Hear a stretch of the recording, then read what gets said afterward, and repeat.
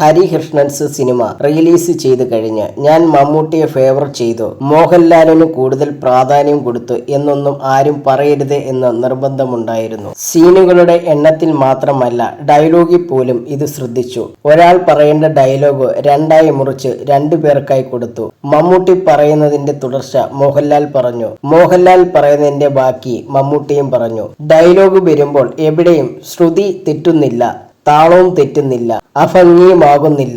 രണ്ടും കട്ടയ്ക്ക് കിടക്കുകയാണ്. അവിടെയാണ് ഇവരുടെ അഭിനയം തുല്യമായി നമ്മൾ വിലയിരുത്തേണ്ടത്. എന്നിലുള്ള വിശ്വാസം കൊണ്ടും മോഹൻലാലും മമ്മൂട്ടിയും ഇതേക്കുറിച്ച് തീരെ ആശങ്കപ്പെട്ടിരുന്നില്ല. മമ്മൂട്ടി വേണമെങ്കിൽ ഷൈൻ ചെയ്തോട്ടെ, എനിക്കൊരു പ്രശ്നമില്ല എന്ന് ലാലും, താൻ വേണമെങ്കിൽ ലാലിനെ ഏതു ലെവലിൽ വേണമെങ്കിലും കാണിച്ചോ, എനിക്കും പ്രശ്നമില്ല എന്നു മമ്മൂട്ടിയും മൗന സമ്മതം തന്നതുപോലെയായിരുന്നു. എന്തു പറഞ്ഞാലും രണ്ടാളും തയ്യാർ. ഒരു കാര്യവും പറ്റില്ലെന്ന് പറഞ്ഞിട്ടില്ല, ഫാസിൽ പറഞ്ഞു.